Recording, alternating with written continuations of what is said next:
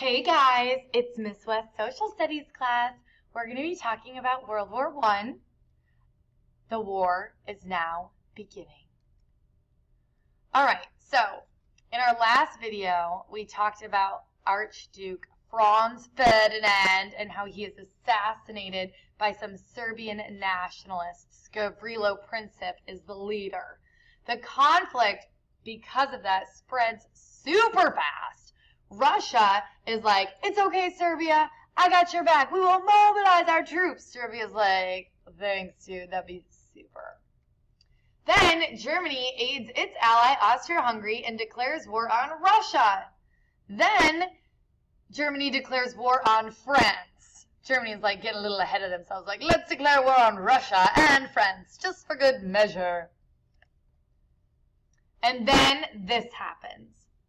So, rather than Germany just attacking France across the Germany-France border, they decide that they're going to be sneaky. And they're going to sneak themselves through Belgium and attack France over here. Now, Great Britain had an agreement with Belgium that said Belgium is neutral, but if anyone messes with Belgium, Great Britain would have their back. So when Germany thinks that they're going to be all sneaky and sneak through Belgium to mess with France, no. The British are like, you are now declaring war on us. We are siding with France. The war is on. And things start to get ugly. So this is like the first big military act of World War I that you guys need to know about. All right, so the Great War is now beginning. It was called the Great War because we didn't know at the time that there was going to be a World War II, so you can't have a World War I until you know there's going to be a World War II, right? All right, so it begins. Before we get started on all the intricacies of World War I, let's talk about the leaders. All right, Great Britain, we have this guy right here, Prime Minister David Lloyd George.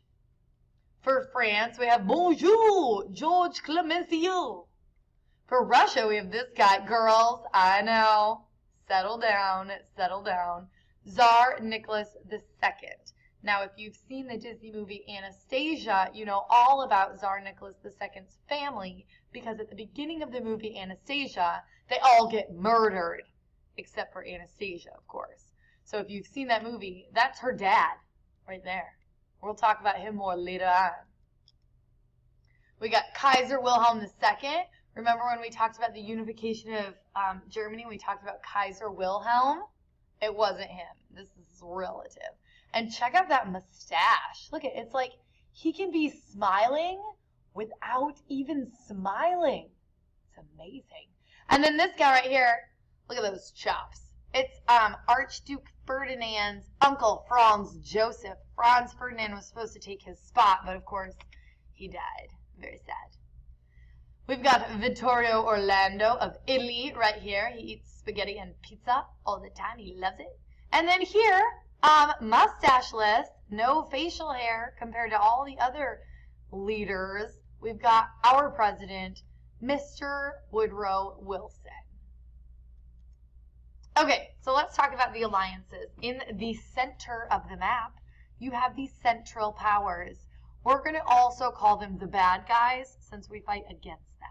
So Germany, Austria-Hungary, and the Ottoman Empire down here. This is the last time we're going to talk about the Ottoman Empire because after World War I, they don't exist anymore. And of course, Bulgaria, but you know, whatevs. And then the Allied powers, which we will call the good guys because there we are fighting with them, so we'll just call them the good guys. Later on in your life, you can make a determination of whether or not you think we were on the right side. We've got France, Russia, Great Britain, Italy. Now, if you don't recall from the first video, Italy was originally allied with Germany and Austria-Hungary. Italy is like, nope, I'm going to go with all these guys. Sorry, guys. So they broke their alliance. The United States and Japan. Japan kind of took advantage of the whole situation because they were like, hey, we could get involved in the war and then we could take Germany's land that's over here in the Pacific. So those are our alliances. Now, of course, because imperialism has been going on, all the colonies of these wonderful European countries are now roped into the war. So France's African colonies are going to fight with France. Great Britain mobilizes forces from India, Australia, New Zealand.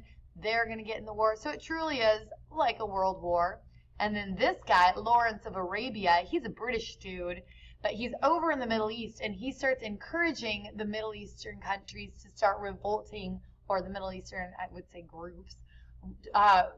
He would encourage them to revolt against the Ottomans. This is going to make the Ottomans very weak. All right, so we're talking about the Western Front. So there's a Western Front and an Eastern Front. Germany has to divide their troops between France and Russia. So this would be the eastern side right here. This would be the western side right here. We're going to talk about the western side first because it's interesting. There's a lot of trench warfare. So fighting between France and Germany, this line right there. Here is a picture of a trench. You can see it's not super cozy, but basically the Western Front was trench warfare. So you've got trenches over here. This would be like a bird's eye view. Trenches over here, and in the middle we have no man's land with barbed wire, mustard gas, some mines, explosions. They're going to machine gun anyone that tries to get across no man's land. So these guys are pretty much stuck in these trenches. Occasionally they go to battle, a whole bunch of people die. The rest of the time they're sitting there bored. Their hair is filled with lice. They have trench foot. They're sitting in water. If you got to go tinkle, you got to go in the trench, guys. They didn't have porta potties. They were fearful of sticking their own head out over the trench in case there was a sniper ready to blow their brains out. And then, of course, here we've got some Frenchmen making his beard lovely, probably because there was lice in it. Disgusting. And this, my friends, is what happens if you stand in water for a really long time. So I know that most of you have probably taken a bath at one point in your life. Your fingers get real wrinkly. It affects your skin. Well, if you stand in water and your feet are absorbing water and whatever, you've got big boots on rubbing against your feet, it's going to cause some problems. This is what happens if you have trench foot, an infection that spreads. You're most likely going to be amputated, have an amputated limb. So we did, a lot of men either died or they went home without a foot or two. All right, so trench warfare is going on, and it is the pits because they're standing in water, there's lice, there's rats, it's nasty, it's disgusting, and on top of it, World War I is incredibly deadly. Why? Because of the Industrial Revolution. We are churning out weapons like crazy. And all of these new weapons are being invented, and everyone's like, I want to see how many people we can kill. So we've got machine guns, mustard gas, which burns anywhere on your body where there's like, moisture, U-boats or submarines, tanks, airplanes, flamethrowers, and of course others. Now, there was a lot of different types of gas, like chlorine gas and other types of gas that was used during this time, tear gas. Most of the gas did not kill people. It really was fear factor. Mustard gas, these gas masks, really didn't work against them. And mustard gas was like really thick.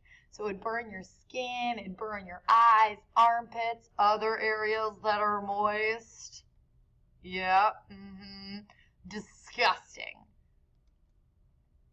Here are some other weapons. We've got a biplane here. It wasn't like fighter jets. We're talking smaller aircraft, so they're not incredibly effective. There's a machine gun. They could maybe drop some grenades out of it, but they would have dogfights, airplane between airplane in the air, and they would fly biplanes because they're more acrobatic. With this, because there's two wings, you can get more lift, and so they're able to actually fly them in a complete circle. It's fun. I did it once. Here we've got a machine gun. We've got the gas mask, a submarine, flamethrower, all very exciting weapons. So we call World War I a total war, and it's because entire societies have to become involved in this war. The government borrows large sums of money from the people. They could buy savings bonds. People back at home, the civilians, are rationing food and growing their own gardens and limiting what they purchase and scrapping metal, also that as much supplies as need to can be sent over to the troops. So we call it a total war. We also had a lot of civilians die in World War I as well. And the last thing we're going to talk about today, women. Women in the workplace. So before World War I, women did not go to work, but they needed to have people working in the factories, and so many men were off fighting the war that the women started working in the factories. Their contributions to the war aided in giving them more rights, like the right to vote. Holla. So that's where we're ending with World War I today. That's it. Have a good day.